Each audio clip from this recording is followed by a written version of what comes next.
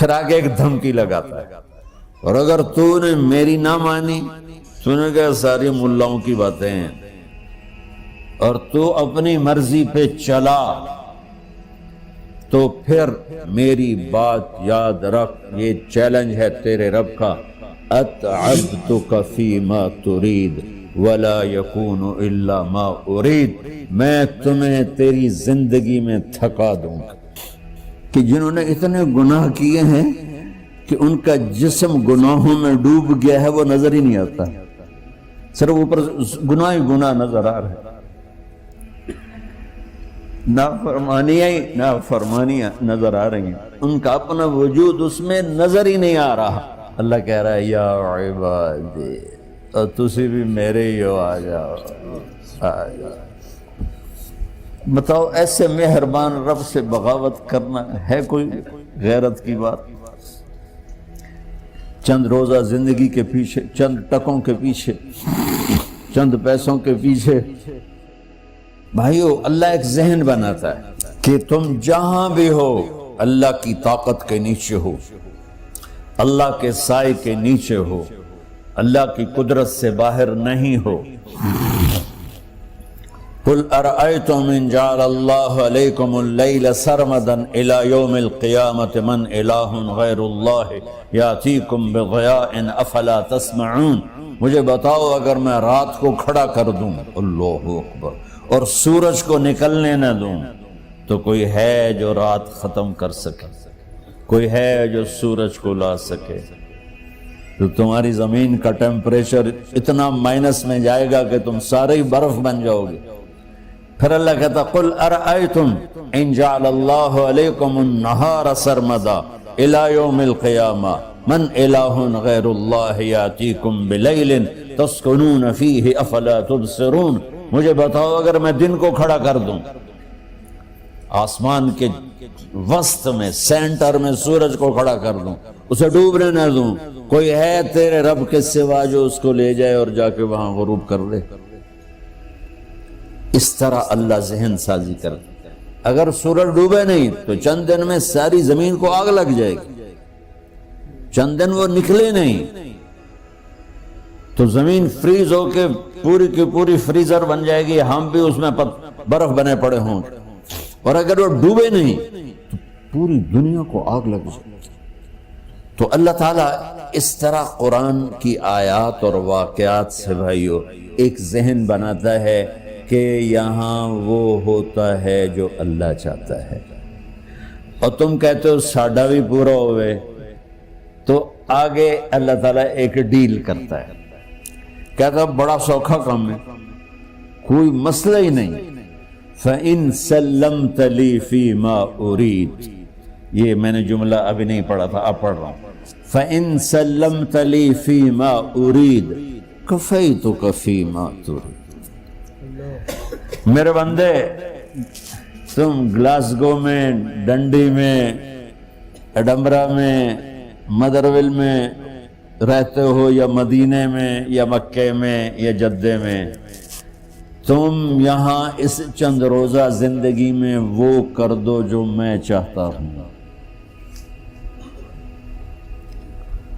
یہاں وہ کر دو جو میں چاہتا ہوں، اس کے پیچھے نہ بھاگو جو تم چاہتے ہو، تم یہاں وہ کرو جو میں چاہتا ہوں، تو کیا ہوگا؟ کفیتک فیما ترید، میں تیری ہر چاہت پوری کر دوں گا، تیری ہر چاہت پوری۔ یہیں سے دیکھو، ہم اپنی مرضی پوری کیوں کرتے ہیں؟ سیٹسفیکشن کے لیے۔ اور آج جیسی دنیا ڈپریشن کا شکار ہے کبھی نہیں ہوئی۔ ساری دنیا میں جو دوا سب سے زیادہ بک رہی ہے وہ ڈپریشن کی ہے، پوری دنیا، شاید افریقہ دے جنگل چھڑ کے پوری دنیا میں سب سے زیادہ جو دوا بک رہی ہے وہ ہے ڈپریشن کی۔ جب ہر چاہا پورا ہو رہا ہو پھر ڈپریشن کیوں ہے؟ کہ سسٹم اوپر سے چل رہا ہے، نیچے نہیں ہے۔ کیا لطف انجمن کا جب دل ہی بجھ گیا ہو، اللہ دل کو کی خوشیاں نکال لے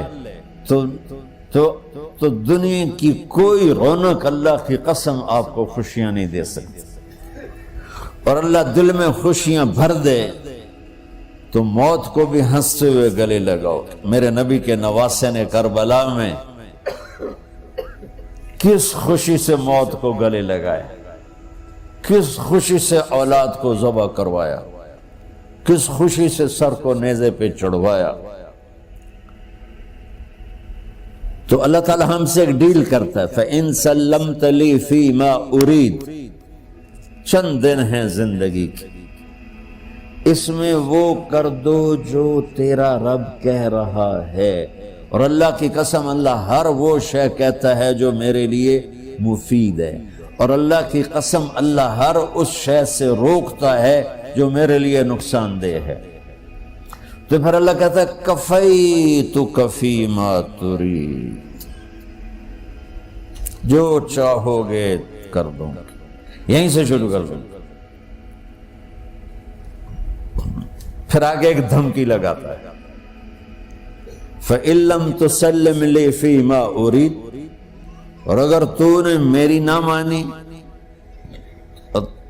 تو نے کہا ساری ملاؤں کی باتیں ہیں، اور تو اپنی مرضی پہ چلا، تو پھر میری بات یاد رکھ، یہ چیلنج ہے تیرے رب کا، اتعبتک فی ما ترید ولا یکون الا ما ارید، میں تمہیں تیری زندگی میں تھکا دوں گا،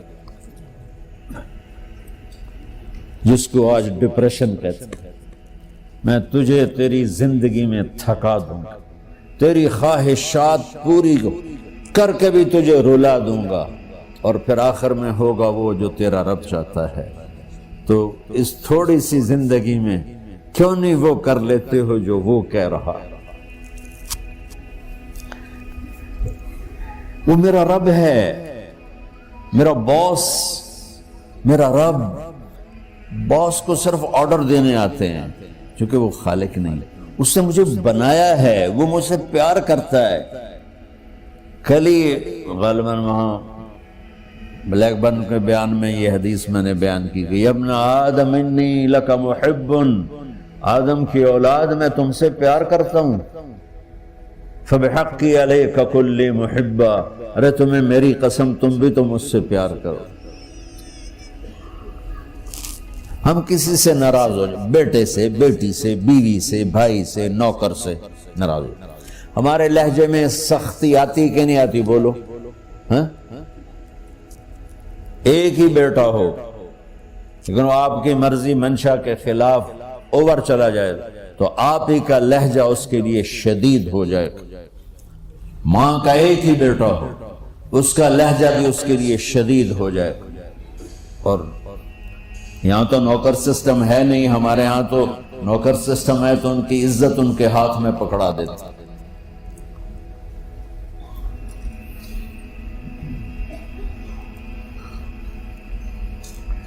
اللہ ہمارے ساتھ کیسے بات کرتا ہے؟ کس سے؟ نافرمانوں سے۔ جس آدمی کے پاس پاور ہے اور اس کے نیچے کچھ لوگ ہیں، جب اسے اپنے لوگوں میں کمی نظر آئے گی اور غلط کام کرتا دیکھیں گے، وہ ضرور روڈ ہو جائیں گے۔ ایک ہی کی تک 100 باری سمجھایا، پھر انہیں کرن بہ جان دو، شرم کرو، کچھ مفتی روٹیاں کھان دو، مفتی تنخواہ لین دو۔ یہ پوری دنیا میں یہی ہو رہا ہے۔ تھوڑے سے میں نے پنجابی لہجہ اختیار کر دیا، یہاں تھوڑا سا انگریزی میں مہذب طریقے سے ڈانٹ ڈپٹ ہو جاتی ہوگی، لیکن یہ نیچر ہے۔ میں قربان جاؤں، یہ سارا قرآن بھرا پڑا ہے، صرف ایک آیت آپ کو بتاتا ہوں۔ کیا اس کے بعد حق بنتا ہے کہ ہم اس کی نافرمانی کریں؟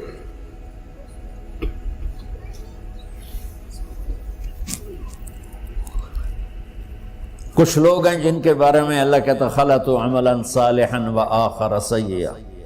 میرے کچھ بندے ایسے ہیں، کبھی نیکی بھی کر لیتے ہیں، کبھی گناہ بھی کر لیتے ہیں۔ یہ اللہ تعالیٰ قرآن میں خود بتا رہا ہے کہ میرے کچھ بندے ایسے ہیں، کبھی بڑے نمازی بن جاتے ہیں، کبھی مسجد کا راستہ ہی بھول جاتے. اور کچھ بندے ایسے ہیں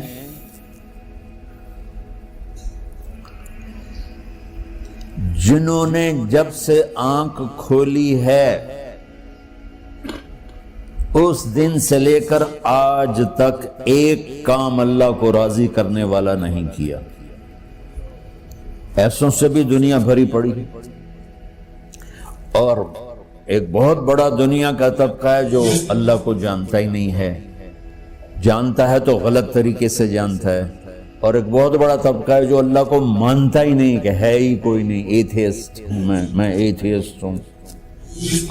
تو میرے بھائیو، میں اللہ کی قسم کھا کے کہہ رہا ہوں کہ کس محبت سے اللہ نے ان لوگوں کو پکارا ہے، کاش میں آپ کو اس کی وضاحت کر سکوں.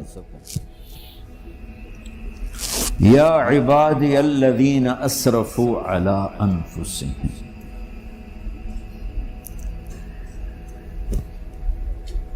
مجھے اپنے بیٹے پر بھی غصہ آتا ہے تو میں کہتا نکل جا، تو میری اولاد ہی نہیں ہے. میں دین سیکھنے جانا چاہتا تھا.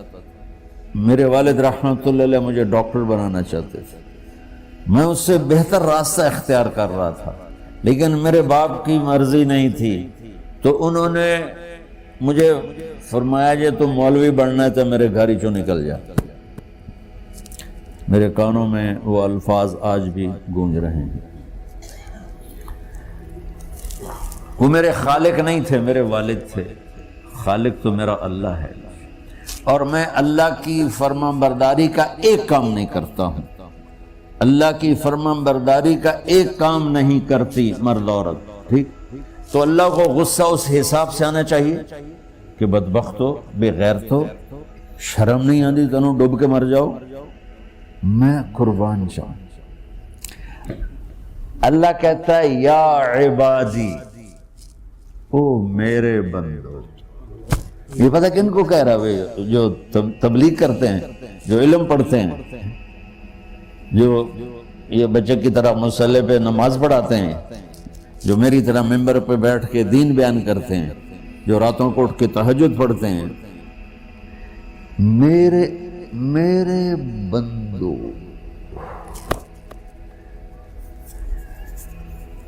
آپ نے دیکھا وہ شہد ایک دھار بناتا ہے، ٹپکتا ہوا نیچے آتا ہے نا.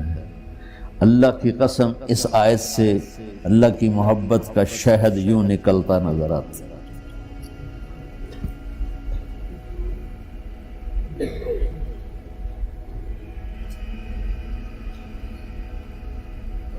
یا عبادی، اللہ کو کہنا تھا اوے نافرمانو. کہنا یہ چاہیے تھا جو آگے لفظ میں بتاؤں گا نا، پھر آپ کو خود بخود میری بات واضح ہو جائے گی. اوے نافرمانو، بے غیرتو. میرا اللہ کہہ رہا ہے یا عبادی، میرے بندو. یا عبادی، یہ بھی ایک لہجہ ہے نا، یا عبادی. او بھائی گل سنو، ایک لہجہ. بھائی سب حضرات توجہ فرمائیں، کتنا فرق پڑ گیا ہے. پہلے لہجے میں بدتمیزی تھی، دوسرے لہجے میں آپ سب کا احترام تھا. میرا رب تو بے نیاز ہے، اس سے ہماری کیا ضرورت ہے. سارے آسمان سجدے سے بھرے پڑے ہیں، فرشتے مقدے ہی نہیں. پھر وہ ہمیں یا ایھا الناس نہیں کہتا، اوے لوگو، یا ایھا الناس، اوے لوگو. یا عبادی، او میرے بندو، میرے. یا عبادی سے یوں لگتا ہے جیسے اللہ آگے بڑے رابعہ بصری جیسی عورتیں اور جنید بغدادی جیسے مردوں سے اللہ بات کرنے لگا ہے. 3 لفظ ہیں، اسرفوا علی انفسہم. وہ بندے جنہوں نے جب سے آنکھ کھولی ہے ایک دفعہ بھی مجھے خوش کرنے کا کام نہیں کیا، آ جاؤ تم بھی میرے ہی ہو۔ سبحان اللہ نے ایسے باہیں پھیلا دی اپنی رحمت کی۔ یا عباد، تقوی والے نہیں کہا،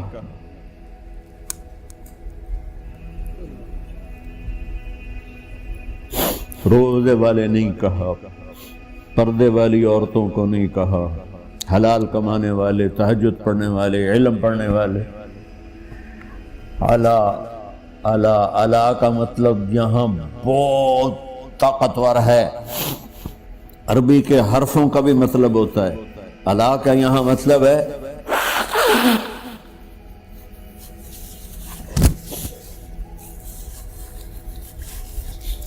آپ نے اس ممبر کو کور کیا ہوا ہے کپڑے کے ساتھ، کہیں سے نظر آ رہا ہے؟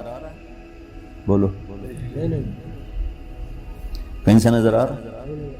اس کو اعلیٰ کہتے ہیں۔ اللہ کیا کہہ رہا ہے کہ جنہوں نے اتنے گناہ کیے ہیں کہ ان کا جسم گناہوں میں ڈوب گیا ہے، وہ نظر ہی نہیں آتا، صرف اوپر گناہ ہی گناہ نظر آ رہے ہیں، نافرمانیاں نظر آ رہی ہیں، ان کا اپنا وجود اس میں نظر ہی نہیں آ رہا۔ اللہ کہہ رہا ہے یا عبادی، اور تسی بھی میرے ہی ہو، آ جاؤ آ جاؤ۔